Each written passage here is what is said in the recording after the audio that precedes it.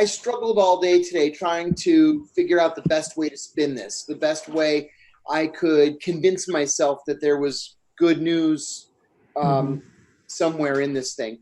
And having spoken it over with you on my own show earlier today for an hour, there actually may be good news in this. I think that there's a real possibility, for example, that the Justice Department has overstepped. With Julian looking at 175 years, for all practical purposes, that's a death sentence. And I think that the European Court of Human Rights, through precedent, has already said that it will not send accused to the United States to face charges where they face a death sentence. Now, he's not facing execution, and that might be something that has to be argued. But there's a second part to this, and that is that the European Court of Human Rights has denied extradition to the United States to those people who might face solitary confinement. The United Nations, as we all know, has deemed solitary, as it's practiced in the United States, to be a form of torture. And the Court of Human Rights will not send people to the United States to be tortured. And so I think the Justice Department really overstepped. I think that they wanted to charge Julian with as much as they could so that they wouldn't get caught up in that proviso in the extradition agreement that they can't add charges once he's been extradited. So they threw everything at him. John, let's talk for a second about the details of this indictment. To me, it's basically an criminalization of fundamental journalistic practices, such as encouraging your source to give you more information and trying to protect the identity of that source if he or she can get into trouble for giving you that information. I point to an article that Robert Perry, the late founder of Consorted News, wrote in December of 2010, 1 month after we learned that the Obama Department of Justice was beginning this investigation of Assange, which has now resulted 9 years later in this indictment. And Bob wrote that he, as one of the best investigative journalists of his era, having unveiled the Iran-Contra scandal, most of the details of that, Bob wrote that he always encouraged his sources to give more, and that he often even told them to break the law if necessary to expose a greater crime. And this, of course, is what Assange did. He revealed the crimes of America in Iraq, for example, as a war crime. So and the other thing that Bob said he did was to do everything he could to protect the identity of that source. If you're going to ask them to break the law, it's pretty incumbent on you as a reporter to make sure nobody finds out that you were the source. And when you read this indictment, all the different sections of the Espionage Act, it's all about getting information, classified information, possessing it, and then disseminating it. And that is indeed on the books in the Espionage Act. It's a terrible law, the Espionage Act. I'm hoping that this might also lead to a court challenge, and that this could be struck. The Congress can strike that out of the law, because in 1961 they amended the act to make it global. Before 1961, Assange could not have been indicted on this because he's not an American citizen. He's not on U.S. territory doing this. But now in 61 they changed it. So the Congress could change it tomorrow and take out these parts that conflict clearly with the spirit, at least, of the First Amendment. And hopefully this will lead to that kind of a challenge. I'm not too optimistic about the court the way it is composed right now. But John, just talk again, if you can, about what the indictment says to you. What are they charging him with? And also what we discussed earlier, you and I and Brian, all this window dressing about the fact that he unveiled these names and they were in danger, although there's no evidence anyone was hurt. There's no law against that, as far as we could tell. So he's been charged with 17 counts of espionage. There are 5 different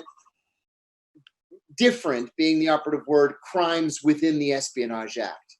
And he's been charged with an array of these 5 different crimes, 17 counts in total coming from the Espionage Act, in addition to the computer conspiracy charge. The espionage charges that have been levied against him are not the most serious charges. These are the ones that call for 10 years incarceration per charge. Others call for 20 years. Still others call for life in prison. So these aren't the most horrible, most serious charges.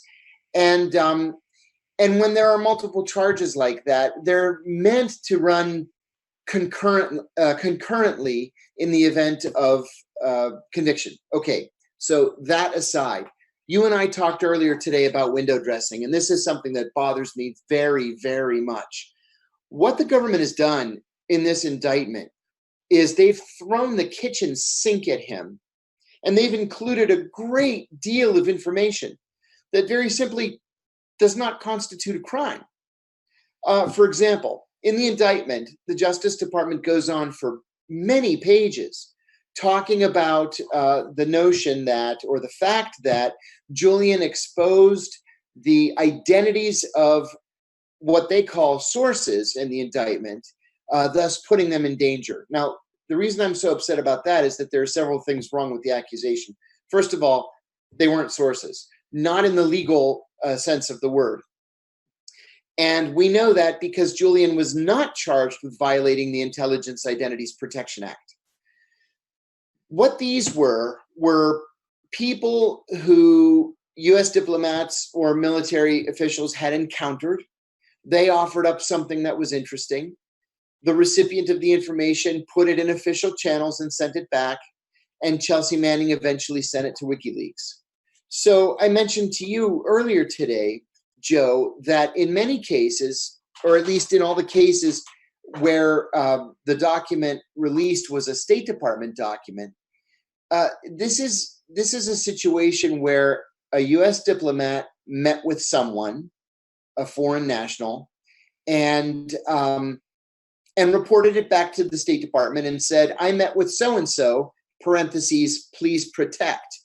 Meaning, don't go on the news and say, well, John Smith over in Germany told us X. That's meant to prevent embarrassment. It's meant to prevent this person from being punished at work for speaking out of school. Now, in some cases, this took place in Afghanistan or Iraq, and the person's identity was revealed. That's not optimal, but it's not a crime. Very simply put, it's not a crime.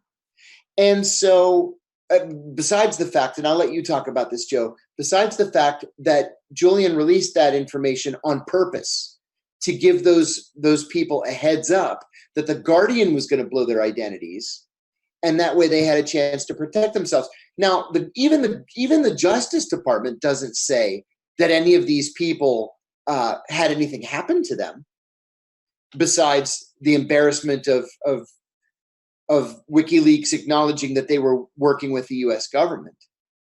So what upset me was the Justice Department went on for page after page after page saying that WikiLeaks and Julian had blown the identity of these sources and put these people's lives in danger. First of all, not true. Second of all, not a crime. So the same kind of thing happened to me in my case, where even after I took a plea, I complained to the judge during allocution that, hey, I agreed to take a plea and to allocute, but the Justice Department put all of this, in some cases unnecessary, in other cases untrue detail in the charge. It's just not fair. I'm being accused of things that I don't have the opportunity to defend myself for. And the judge said, and this is the same judge that Julian will have, the judge said that I should just ignore it because it was window dressing, and that's just what the government does. That's what the Justice Department does. They just throw the kitchen sink at you. Well, where's the justice in that? That's not fair. That's what they've done to Julian in this indictment. So read this indictment with more than a grain of salt. A lot of this stuff is either untrue, unproven, unprovable, or irrelevant. I also think, I hope that this is an opportunity for people in this country and around the world to see how the American criminal justice system really works. This is the country with more people in prison than any other country, with the greater percentage of its citizens behind bars. And one of the ways they do this is by throwing the book at people, overcharging people, basically making up stuff, breaking the law. And people are whose names we rarely hear because it's usually just a criminal case, but people who are forced to plead guilty when they're innocent because they dare not, and wisely, take the chance of trying to defend themselves in court and facing a stiff prison sentence should they lose. And I hope this is an opportunity to talk not just about Julian and Chelsea Manning, but to see how this case symbolizes the way the court system really works in this country, and how cruel it is and how vindictive it is. And perhaps this can lead to discussion about how to change it, and or even just for now to name it and talk about the great injustices that many ordinary people experience in this country. You mentioned Chelsea Manning. Why is she still in jail now? The indictment has come out, the superseding indictment that they needed her testimony for. The only possible reason that they still want to talk to her, if the grand jury is still impaneled after this indictment, is to try to find out what she's going to say if there's ever is a trial, or to use her testimony against Assange later on, which they cannot do in a grand jury proceeding. That's not the purpose of a grand jury. John, you are very familiar with the justice system, maybe way too familiar for your own liking. Could you weigh in on what Margaret just said? And unmute yourself, of course. Chelsea, I think, did a very heroic thing first off the bat by refusing to testify before the grand jury. Certainly a lot tougher than 99% of the people that I know. I'm not sure what effect, if any, that'll have on the case against Julian, because presumably everything that the government wanted Chelsea to say, she already said in her own trial back in 2012. And the reason I think that it won't have any effect on the prosecution is that the judge won't let it have any effect on the prosecution. At the risk of repeating myself, I'm going to repeat myself.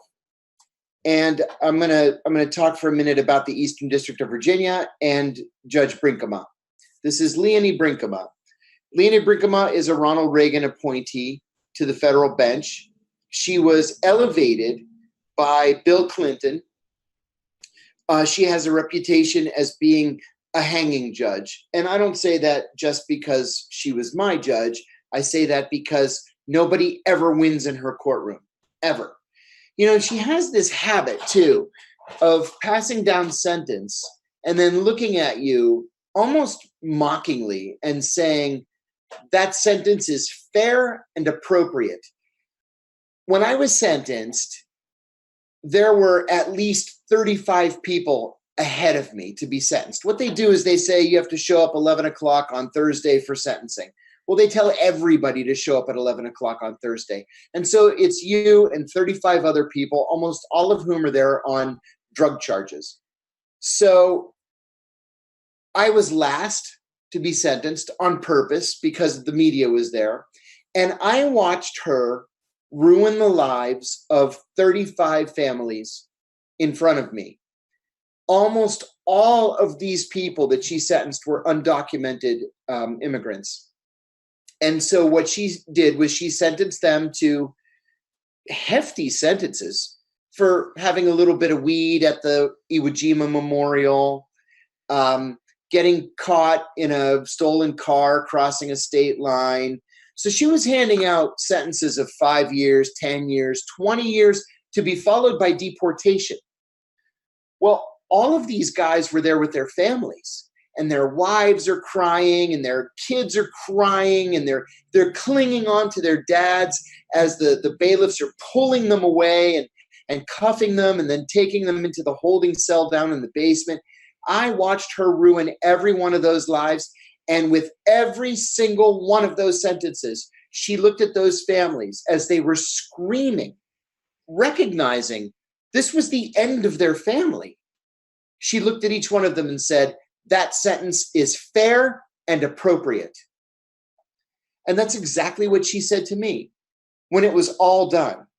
That it was fair and appropriate that I was going to prison. Now, I had an odd case. It was something called an 11C1C plea, which meant that it was written in stone and she couldn't change it. So my attorneys had agreed with the prosecution that I would plead guilty in exchange for 2.5 years. The judge wanted 10 years. And so she said that if she could have, she would have given me 10 years. That this was the first time she had had a plea like this in all of her years as a judge. She was appointed in 1986. She said, I don't like it. I don't like it one bit, but it is fair and appropriate that you, sir, are going to prison. Well, I can just see her hand down a sentence of 99 years to Julian, and then with that little smirk on her face, tell him that it's fair and appropriate. That's the way she does.